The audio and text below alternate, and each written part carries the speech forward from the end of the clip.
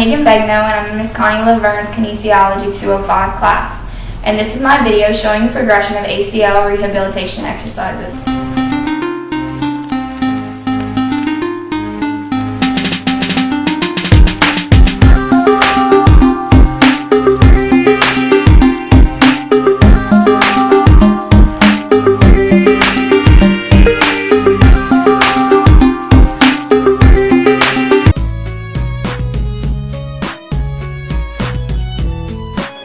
The goals for the first phase of ACL rehabilitation are to gain ability to have partial or full weight bearing, eliminate swelling, regain functional range of motion, and regain some quadricep and hamstring strength. Isometric contractions may be used as an initial risk-free way to regain strength in the quadricep muscle. While sitting with legs extended, place a towel under your knee. Then push the back of your knee down into the towel. This activates the quadricep muscle. Hold for 5 seconds, then release and repeat.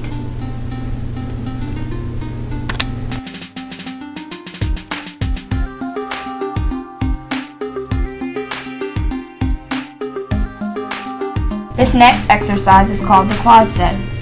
To begin, sit on the floor with your legs extended in front of you. Place a folded towel under your ankles so that the back of your leg and knee does not touch the floor. Then tighten your quadricep muscle by pushing the back of your knee flat against the surface. Hold your leg contracted in this position, then release and repeat.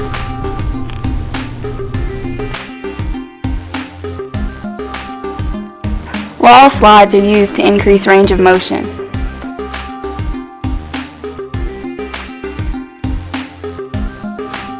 Wall slides.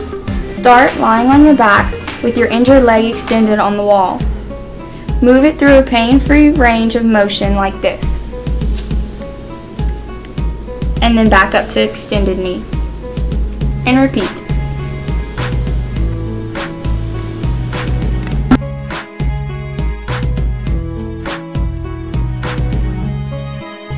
Supported calf raises are used to increase leg strength. Supported calf raises. Support yourself in front of a wall. Then, push down with your toes so that your heels come off the floor. Your calves will contract. Then, release and repeat. The goals for phase 2 are to maintain good balance, gain full knee extension and a full squat, and also to regain at least 130 degrees of knee flexion.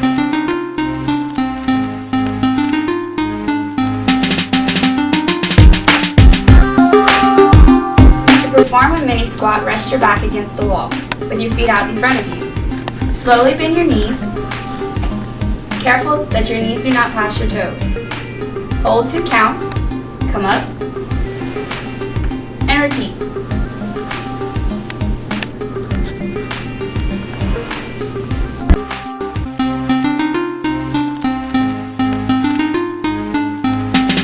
This is an example of a mini lunge, where you take a half step forward and return back. Progress through a pain-free range of alternating legs.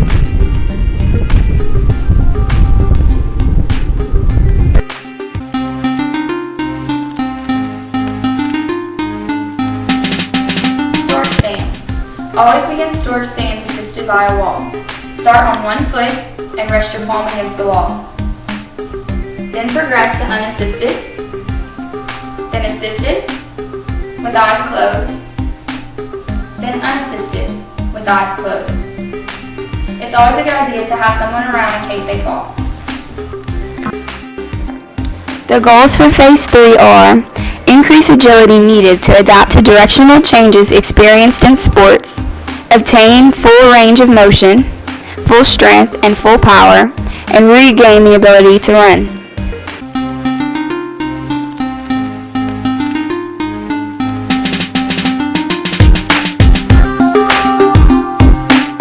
Jump and land drills with direction. Start with your feet about shoulder width apart. Then hop and rotate 90 degrees to the right and back and to the left. and back. Then repeat.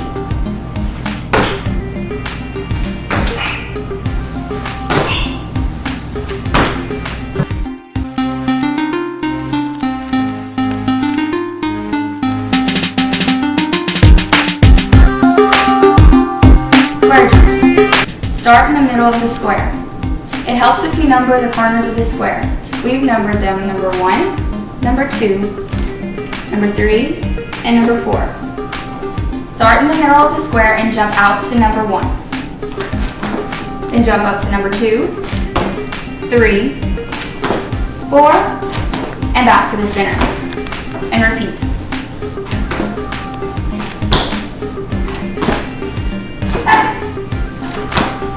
Now when that becomes easy, you can start doing diagonal jumps. Jump back to number 1, then across to number 3, and back to the center. Jump back to number 4, up to number 2, and back to the center. Now when this becomes real easy, you can start outside the square and jump across the square and back. You can even start from the back of the square and jump across to the front of the square and back.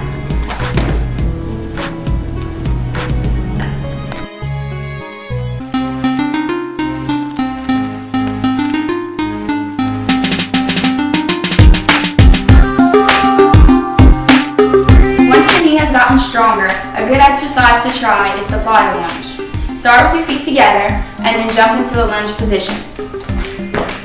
And then switch. And repeat.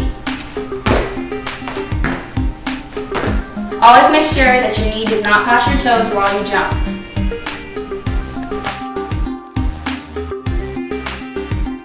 The goal for Phase 4 is to return to full athletic participation. It is dependent upon the completion of many agility and isokinetic tests.